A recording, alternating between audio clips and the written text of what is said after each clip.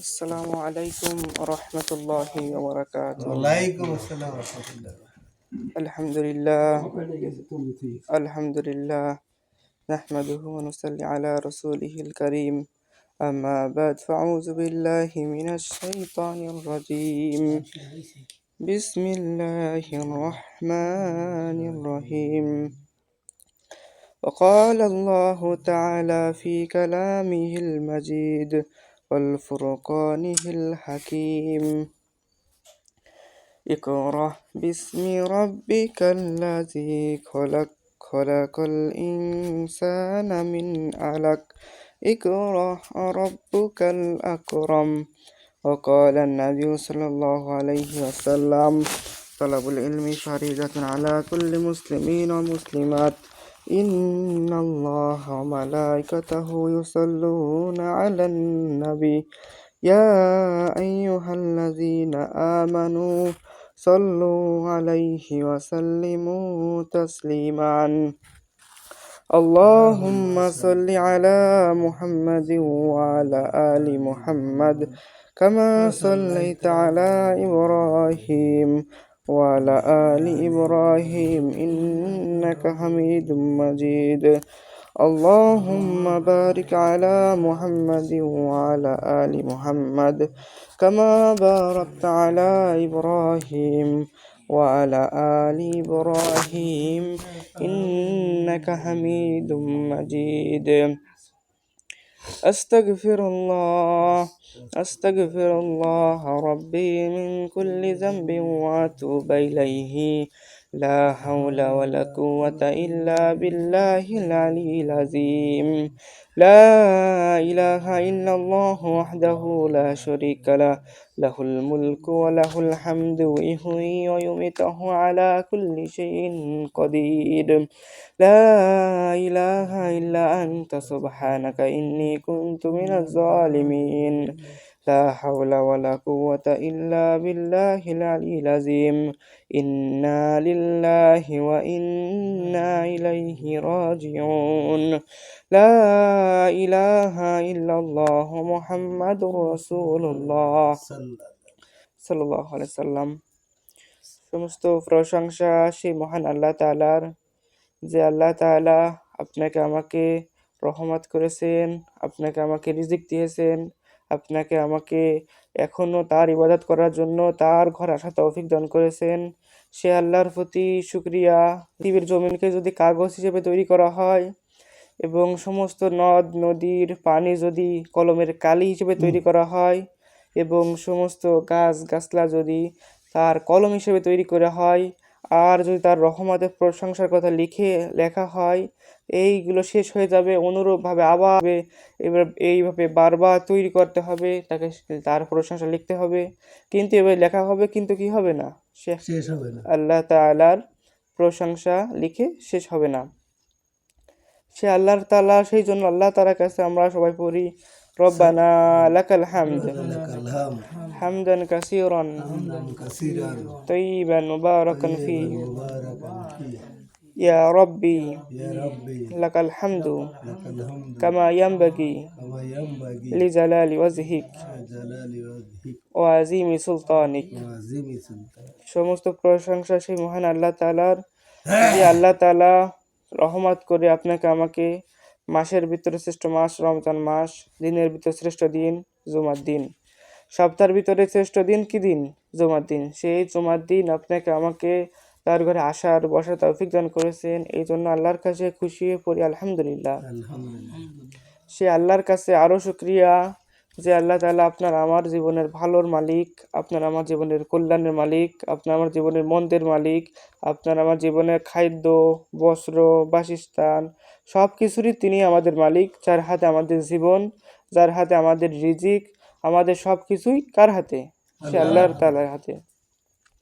যে আল্লাহ তাআলা সুস্থতার মালিক হতে পারতো আপনি আমি, অনেকেই হতে পারে এই সময় অসুস্থ, বিভিন্ন রোগে আক্রান্ত, বিভিন্ন হসপিটালে বিভিন্ন অসুস্থতায় আছে, কিন্তু আল্লাহ কেউ আছে যে এই সময়ে তার ইচ্ছাও ছিল না, আসতেও পারিনি।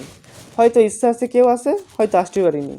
তো বিভিন্ন মানুষ বিভিন্ন অসুবিধায় সুবিধায় হয়তো শয়তানের ওয়াসওয়াসায় বিভিন্ন অসুবিধার ভিতরে আছে হয়তো, কিন্তু তার ভিতর থেকে আল্লাহ আপনি আমাকে রহমত করে তার ঘরে আসার বসার তৌফিক দান করেছেন।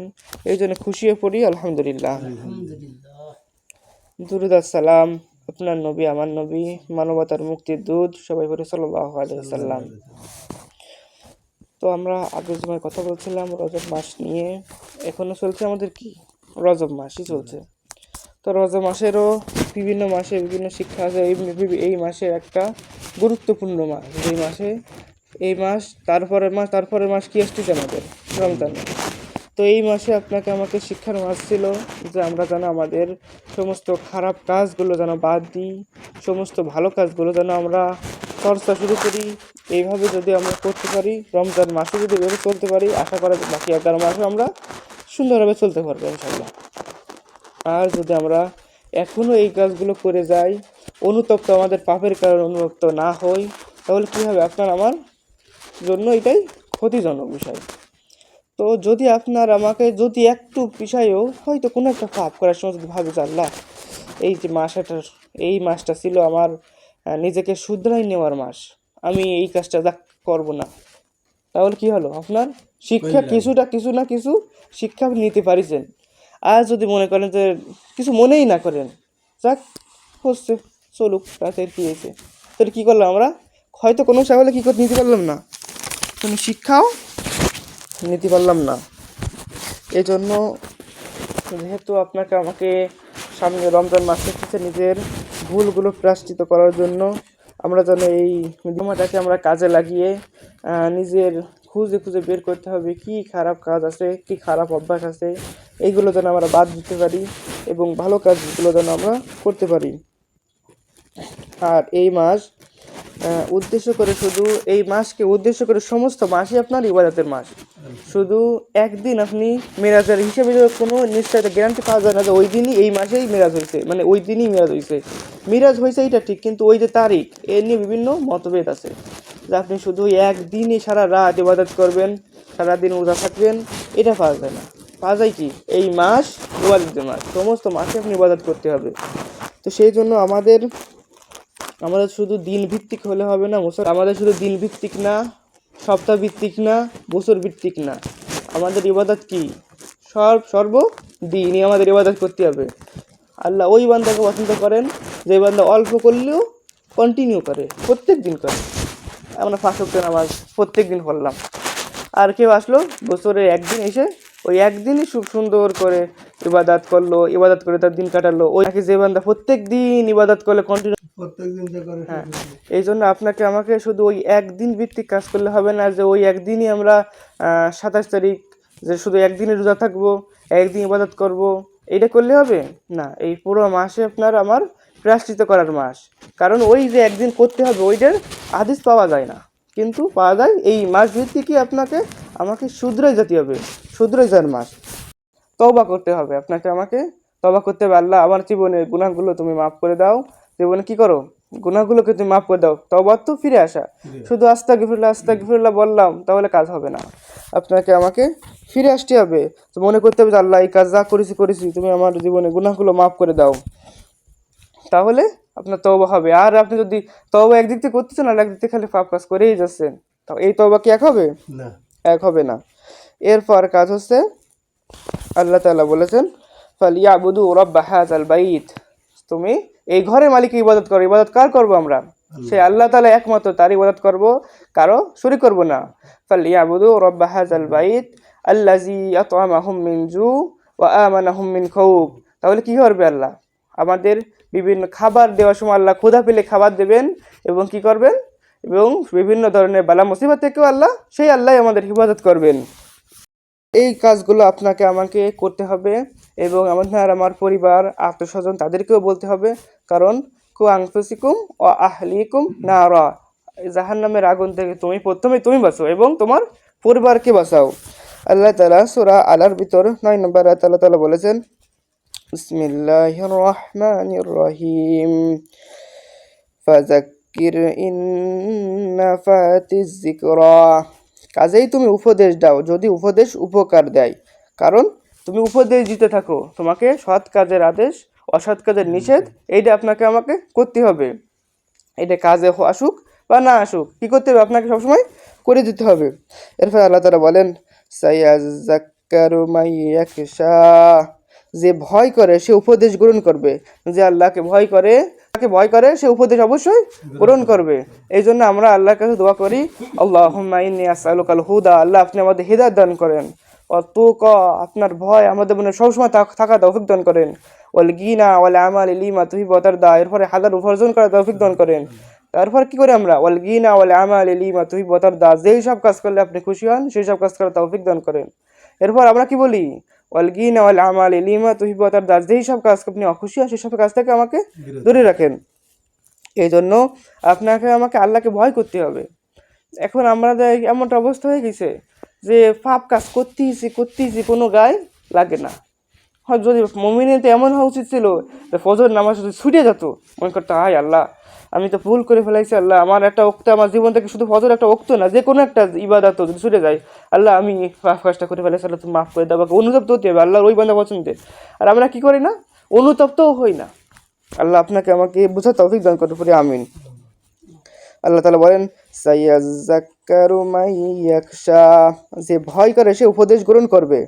এরপর আল্লাহ তাআলা বলেন ওয়ায়াতাজান্নাবুহাল আশকা, আর তা উপেক্ষা করবে যে চরম হতভাগ্য, সেই উপেক্ষা করবে যে চরম হতভাগ্য, যার খারাপ তাকদীর, যার হিদায়াত নসিব হবে না, সে কি করবে? উপেক্ষা করবে। বলা হয়েছে তুমি উপদেশ দিতে থাকেন, যার তাকদীর ভালো সেই উপদেশ গ্রহণ করবে যে আল্লাহকে ভয় করে, আর সেই উপেক্ষা করবে যে চরম হতভাগ্য। এরপর আল্লাহ তাআলা বলেন আল্লাযী ইয়াসলান নারল কুবরা, যে ভয়াবহ আগুনে প্রবেশ করবে, যে ভয়াবহ সেদিন কি করবে? সে ভয়াবহ আগুনে প্রবেশ করবে। সুম্মা লা ইয়ামুতু ফিহা ওয়া লা ইয়াহইয়া, অতঃপর যেখানে সে না মরতে পারবে আর সে নাও বাঁচতে পারবে। মানুষ হয়তো বিভিন্ন যদি টেনশনে পড়ে, বিভিন্ন যদি কষ্ট হয়, নিজে যদি বিভিন্ন ডিপ্রেশন থাকে, সে কী করে? হয়তো সুইসাইড করে, আত্মহত্যা করে, মরে যায়, যাক আমার এই আমি আর সহ্য করতে পারতেছি না এই কষ্ট। হয়তো কোনো না কোনো পৃথিবীর কষ্ট কি সামান্য, তারপরে মানুষ কী করে? কষ্ট সুইসাইড করে, আত্মহত্যা করে, যে এই কষ্ট আমি সহ্য করতে পারতেছি না। কিন্তু কি হয়? মৃত্যুর পরে জীবন শেষ হয় না শুরু হয়? জীবন কি হয়? শুরু হয়ে যায়। এরপরে কষ্ট, যে কষ্ট, ও কষ্ট তো এর থেকে বেশি। এই জন্য সে মরতেও পারবে না, আর কি করবে না যে সুন্দর করে বাইরে থাকবো তারও কায়দা নেই। হ্যাঁ, শুরু হয়ে গেল। ওটা না শুধু যে সে এই যে আগুনে যে প্রবেশ করবে, সে নাও মরতে পারবে নাও বাঁচতে পারবে, অর্থাৎ ওইখানে আপনার সে মরে যেতে পারবে না, সে কি হবে না? আর মরবে না, শেষ হবে না, সে মরবে না, আর কি হবে না? সে ওইখান থেকে এই যে পৃথিবীর সময় আছে, বাইসে উঠে মানুষ নতুন করে শুরু করে ইবাদত করে, ওই সময় কার কাজ হবে? কাজ হবে না। এরপর আল্লাহ তাআলা বলেন কদ আফলাহা মান তাযাক্কা, সাফল্য লাভ করবে সেই নিজেই পরিশুদ্ধ করে, সেই সাফল্য লাভ করবে যে নিজেকে পরিশুদ্ধ করে। আপনাদেরকে বলি, এখন আপনি শুরু করে দেন, আপনার তওবা দরজা এখনো বন্ধ হয়নি, 3 সময় তওবা দরজা বন্ধ, অথচ যখন একদম মৃত্যুর গড় গড়ে নিকালে চলে আসে, একদম মৃত্যু হয়েই যাবে, খুব কাছে চলে আসে, এই সময় তার তওবা কবুল হবে না। আর একটা হচ্ছে যখন পশ্চিম দিকে সূর্য উঠবে, পশ্চিম সূর্য ওঠার কি ফলে কী হবে? তার আর তওবা কবুল হবে না। এই জন্য আপনাকে আমাকে, এখন তো পশ্চিম দিক সূর্য উঠেছে? ওঠে না, এখনও উঠিনি, কখন উঠবে আল্লাহই ভালো জানে, কিন্তু সেই জন্য আর মৃত্যু আপনার আমার কখন আসবে তাও আপনি আমি জানি না। এই জন্য সেই সাফল্য লাভ করবে যে নিজেকে পরিশুদ্ধ করে নেয়। এরপরে আল্লাহ তাআলা বলেন ওয়াযাকারা ইসমা রাব্বিহি ফাসাল্লা, আর তার প্রতিপালকের নাম স্মরণ করে ও নামাজ কায়েম করে, সেই সাফল্য অর্জন করবে যে নিজেকে পরিশুদ্ধ করে নেয় এবং তার প্রতিপালকের নাম স্মরণ করে ও নামাজ কায়েম করে। জিকির অর্থ স্মরণ করা। জিকির অর্থ কি? স্মরণ করা। শুধু লা ইলাহা ইল্লাল্লাহ এটা কি জিকির না? জিকির অর্থ স্মরণ করা। আপনি আল্লাহকে স্মরণ করেন, আল্লাহ আপনাকে স্মরণ করবে। এখন আপনি আল্লাহকে স্মরণ করবেন কিভাবে? সব সময় আপনার কাজে কর্মে চলাফেরায় সব সময় আল্লাহকে স্মরণ করবেন, আল্লাহ আপনার প্রতি রহমত আনবে। এই জন্য এরপর আল্লাহ তাআলা বলেন বাল তুসিরুনাল হায়াতাদ দুনিয়া, কিন্তু তোমরা তো দুনিয়ার জীবনকে প্রাধান্য দিয়ে থাকো। কারণ আমরা কি করি? কিন্তু আমরা কি করি? বেশিরভাগই দুনিয়ার জীবনকে প্রাধান্য দিয়ে থাকি। এরপর আল্লাহ তাআলা বলেন ওয়াল আখিরাতু খায়রু ওয়া আবকা। অথচ আখিরাত অধিক উত্তম, উৎকৃষ্ট, স্থায়ী জায়গা। আল্লাহ তাআলা বলেন তোমরা তো বেশিরভাগ আমরা কি করি, দুনিয়াটাকে প্রাধান্য বেশি দিয়ে থাকি, কিন্তু আল্লাহ তাআলা বলেন অথচ আখিরাত তো অধিক উৎকৃষ্ট স্থায়ী জায়গা। আখিরাত কি সর্বাধিক উৎকৃষ্ট জায়গা, এর থেকেও কি ভালো জায়গা কোন জায়গা, আখিরাতের পরে জীবন। কিন্তু আমরা কি করি, দুনিয়াটাকেই বেশি প্রাধান্য দিয়ে থাকি। এরপরে আল্লাহ তাআলা বলেন ইন্না হাযা লাফিস সুহুফিল উলা সুহুফি ইব্রাহিম ওয়া মূসা। আগের কিতাবগুলোতেও এই কথা আছে, ইব্রাহিম ও মূসার কিতাবে। আল্লাহর ইবাদত করেন, আল্লাহকে সাথে কারো শরীক করেন না। এই কথা কি শুধু আল্লাহ বলতে, এই আমাদের রাসূল বলেছে নাকি আগে সব নবীরাই দাওয়াত দিয়ে গেছেন? সব নবীরাই একটাই দাওয়াত ছিল, লা ইলাহা ইল্লাল্লাহ। এরপরে কিছু কিছু করেছে যে নবী আলাদা, মুসা কালিমুল্লাহ, এগুলো হারতো, কিন্তু প্রথম অংশ লা ইলাহা ইল্লাল্লাহ, আল্লাহর ইবাদত করো, আর কারো শরীক করা যাবে যাবে না। আমরা তো এক আল্লাহর ইবাদত করতেই আমরা পারি না, পারি। আর হিন্দুরা কি ভাই, এরা কি করে 33 করে দেবো, কিভাবে কি করে আল্লাহই ভালো জানে। সে ভয় করতে হবে কাকে, সেই এক আল্লাহকে। ইবাদত করতে হবে কাকে, সেই এক আল্লাহকে। ভালো বলেছেন। বিসমিল্লাহির রহমানির রহিম। ওয়াজিআ ইয়াউমাইযি বিজাহান্নামা ইয়াউমাইযি ইয়াতাযাক্কারুল ইনসানু ওয়া আন্না লাহুয যিকরা।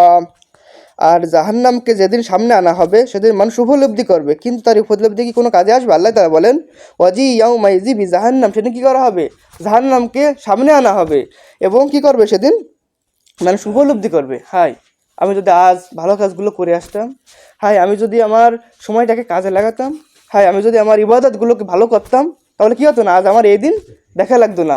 কিন্তু আল্লাহ তাআলা বলেন সেদিন কি ঠিক উপলব্ধি কোনো কাজে আসবে? সেদিন কোনো কাজে আসবে না।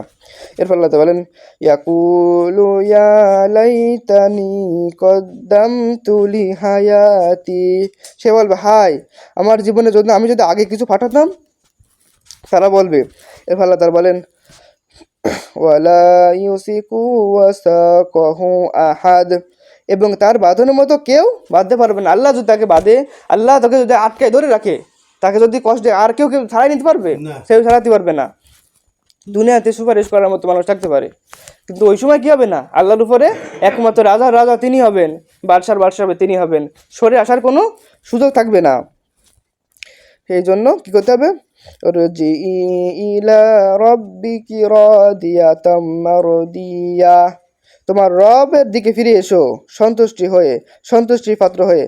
সেই জন্য আপনাকে আমাকে, যারা ভালো নেককার বান্দা হবে তাদেরকে সহজে তাদের জীবন যেমন চলে যাবে, এরপরে কী হবে, তার পরের জীবনও তার শান্তিতে কাটবে।